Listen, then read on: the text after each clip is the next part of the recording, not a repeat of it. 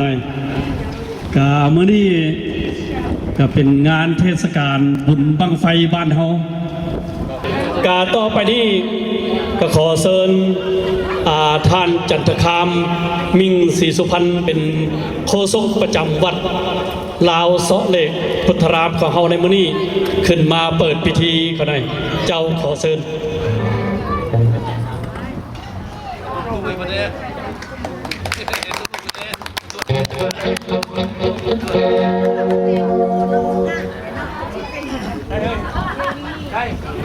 ก็ขอสบายดีพ่อแม่พี่น้องท่านผู้มีเกียรติที่เข้าหลบทุกท่านที่มางานบุญบั้งไฟของวัดลาวโซเลกพุทธารามในสถานที่แห่งนี้ความเชื่อถือกันว่าของชาวฮินดูแต่ในสมัยก่อนพ่อแม่พี่น้องชาวไห่ชาวนาถึงฤดูเดือน6มาแล้วก็ถือว่ามีการเฮ็ดบุญบั้งไฟเพื่อบูชาพญาแถนเพื่อให้พญาแถนได้แต่งฝนให้ถูกต้องตามฤดูกาลที่ชาวไห่นาหรือว่าชาวไห่ชาวสวนได้เฮ็ดไห่ใส่นาฉะนั้นแล้วความเชื่อถือของตัวนี้ยิ่งมาฮอดลูกฮอดหลานฮอดหยกปัจจุบันฉะนั้นพอถึงเดือน6ของทุกๆปีชาวลาวของพวกเราเนาะถือว่าได้เฮ็ดบุญบั้งไฟในปัจจุบันนี้ก็ถือว่ามีการแข่งขันหรือว่าเกิดขึ้นหลายแห่งหลายหนฉะนั้นแล้วก็ถือว่าวัดลาวโซเลกพุทธารามของพวกเราจึงถือโอกาสนี้เฮ็ดบุญบั้งไฟเพื่อสืบทอดประเพณีอันดีงามให้ลูกให้หลานได้ฮู้และได้เห็นสืบต่อกันไปและกับมื้อนี้เนาะก็ขอขอบใจทีมงานคณะวงดนตรีมื้อนี้มีคณะวงดนตรีหนุ่มสัมพันธ์แห่งหลัดอุทานำพาโดยอาจารย์ทอมเหลือหับไผ่แล้วก็ขอขอบคุณขอบใจนำคณะวงดนตรีของเพิ่นและก็ทีมงานเนาะอันนี้กับทีมงานถ่ายทำของLSTV สาขาหลัดอุทานำพาโดยอาจารย์ทอมเพื่อหักไทยเนาะและก็มือกล้องมือกล้องถ่ายทำในมือนี้เพื่อจะได้เอาไปเผยแพร่ประเพณีอันดีงามบุญบั้งไฟวัดยูทาวัดลาวโซเลกหลัดยูทาของพวกเราก็คือมือกล้องไก่ย่าเอื้อยดอนและทานแก้วมาลัยเนาะในโอกาสต่อจากนี้ไปเพื่อเป็นสิริมงคลเปิดงานประจำปีบุญบั้งไฟประจำปี 2015 ฉะนั้นหลักขอเชิญทานโสภิตวงแสงแก้วได้ขึ้นมากล่าวเปิดงานณโอกาสนี้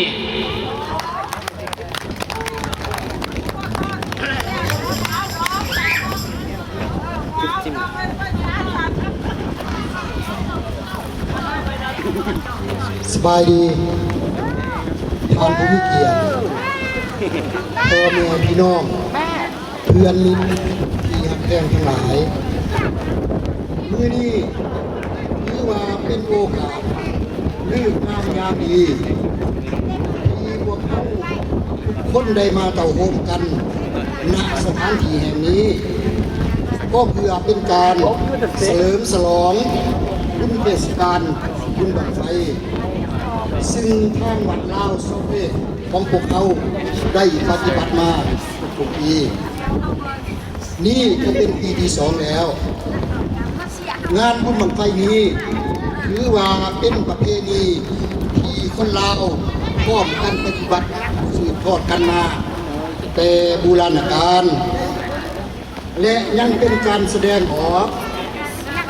ถึงการมีศิลปะวัฒนธรรมอันดีงามของศาสตร์ลาวเฮานอกจากนั้นยังได้สร้างความเบิกบานมวลซื่นและ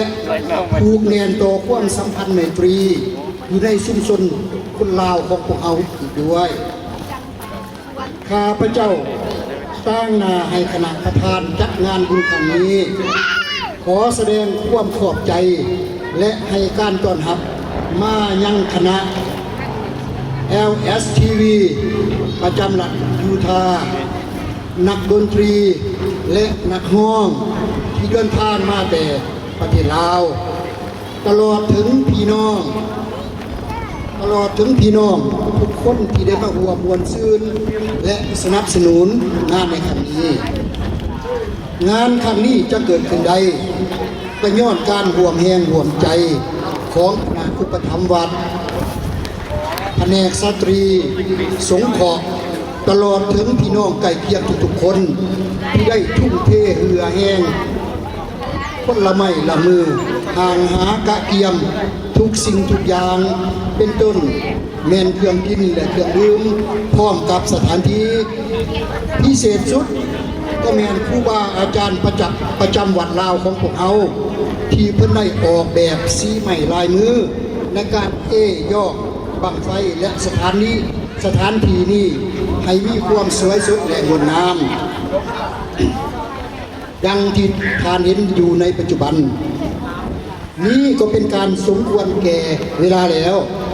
ข้าพเจ้าตั้งหน้าให้ทุกๆคนขอเปิดงานครั้งนี้อย่างเป็นทางการนับแต่บัดนี้เป็นต้นไปสุดท้ายนี้ข้าพเจ้าบ่มีสิ่งใดข้าพเจ้าขออวยไส้ให้พรแก่ทุกทานทุกคนที่มาร่วมในงานมื้อนี้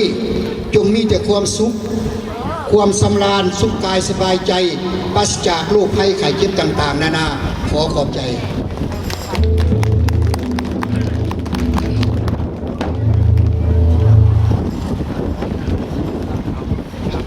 อันนั้นก็คือทานโสภิตวงเสียงแก้วคณะประธานจัดงานบุญบังไฟประจำปี 2015 ที่วัดลาวโซเลกพุทธารามได้กล่าวจบลงโอกาสต่อจากนี้ไปก็เพื่อบ่เป็นการเสียเวลาขอเปิดลำวง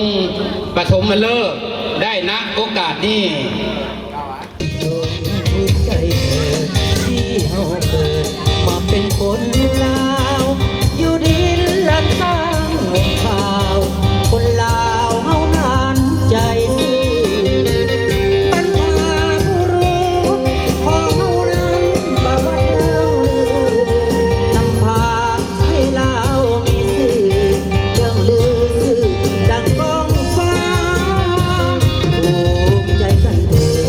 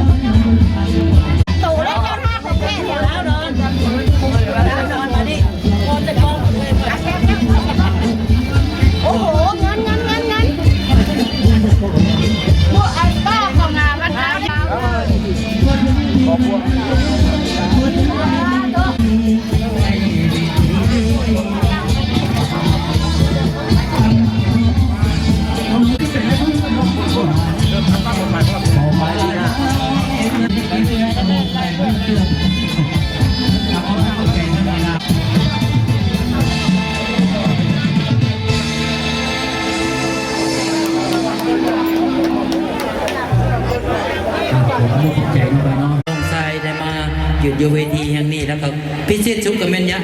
ทั้งอาจารย์ดนตรีทุกคนเนาะไปเนาะอันว่าต้นดินหรือว่าน้องทรายพี่ปับพลาดประกันเดี๋ยวก็ต้องขออภัยเด้อน้องไปเนาะ หลับพี่น้องเนาะขอเสียทุกท่านเด้อพี่น้องของเราเอาอย่าเด้อขอหนึ่งกันเนาะพี่น้องเนาะ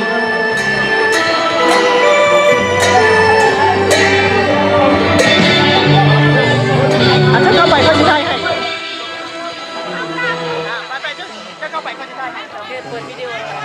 เย้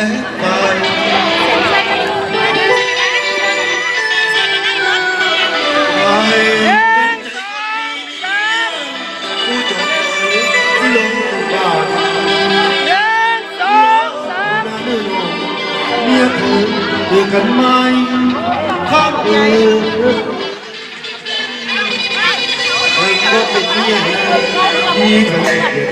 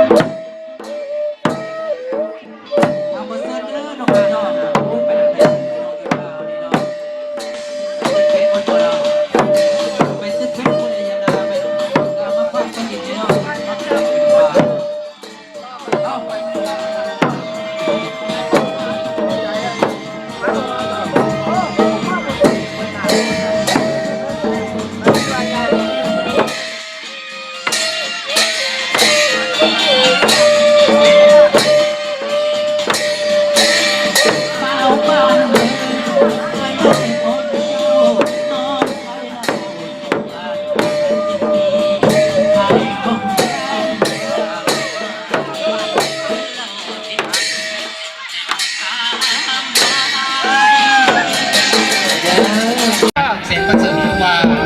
นี่เนาะเด็กบ้านมันได้สามี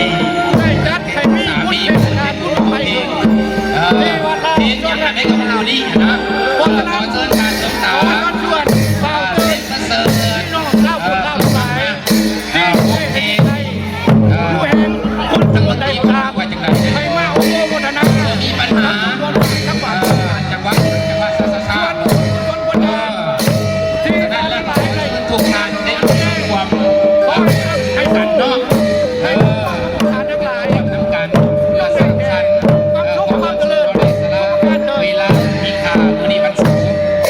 ก้าวขึ้นมานี่ก็จะเป็นทานดวงตาเสกเสริญขอเชิญจากนั้นก็จะเสกประเสริฐขึ้นมาเป็นจักรพรรดิเนาะขอเชิญ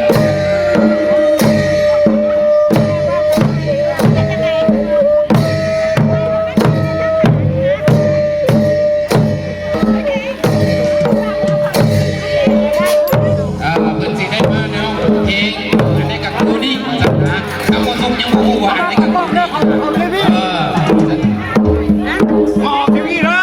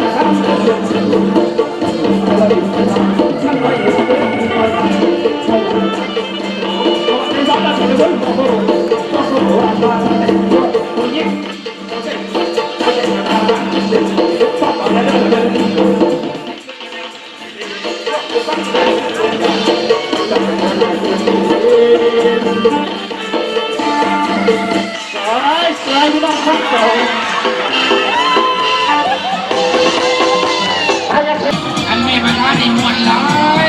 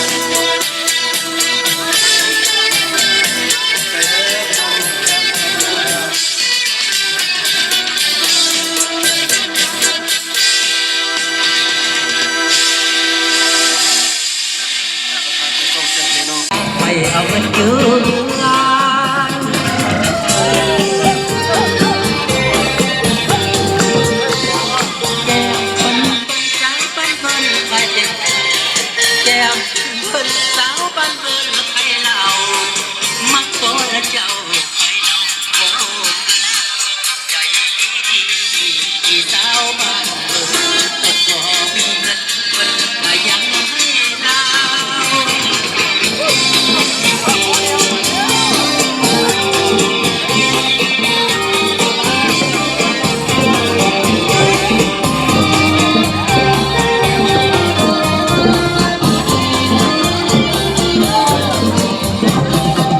แล่นผ่าน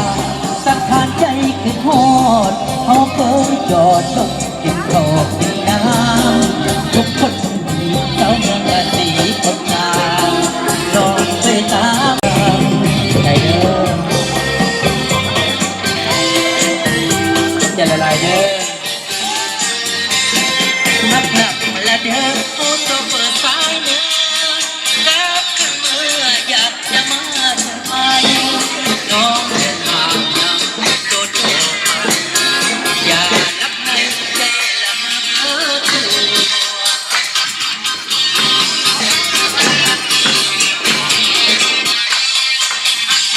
น้ออยากให้โทรละมาอยากให้เบิ่งนิทานข่าวคนดูดาวบอกกลับมาว่าต้องเห็นแก่ตัวกันสร้างตัวโทษตายความหมายสุดท้ายก็ตายตามผู้รักผู้กล้าใจแก่มาเป็นมาเสียฟองเขายังหกวันคนหักอยู่สายเล่าใจกันดีเล่ามาปีนี้จะมีผู้จากใจ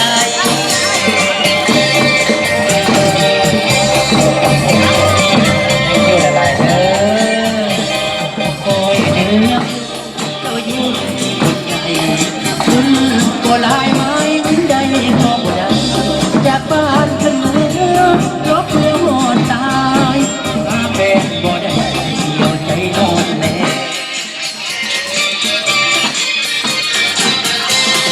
เมื่อเงินบันไดพบผ่านเก่าเท่าหาอยู่เจ้าที่ติดไปไปยังแย่น้ำกำเท่าตรงปากแดงแดงยาน้องแต่งเสน่ห์แห่งใจสาวสำนี40 ปีน้องยังโตปากได้พบน้องตอนเป็นสาวคนใหม่เจ้าคงหาโซภาพว่าสาวใดบุญพลายมาติดใจเอายามเรา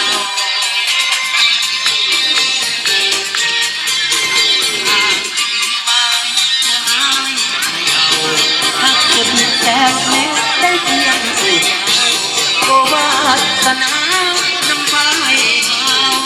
เป็นงามสำเภาคนเจ้า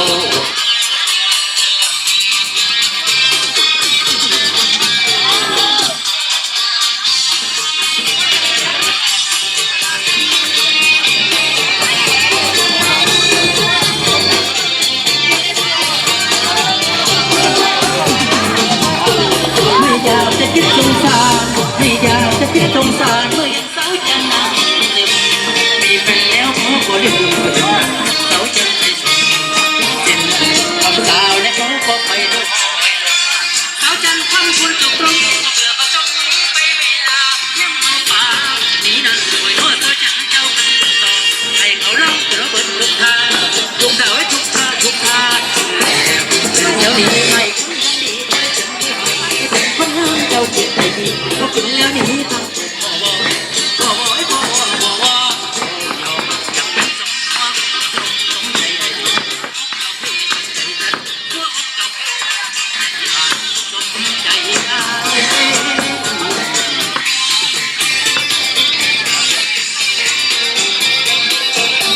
เกี่ยวเด้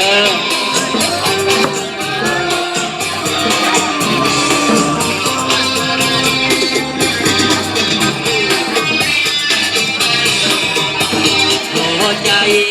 ยังสาวจานคือฝันหาชายคนใหม่โอยหูวนส่วนให้สงสารเข้าบ้านโน้มส่วนใหญ่ให้เห็นเขาเล่นกินตานอนนั่งเจ้า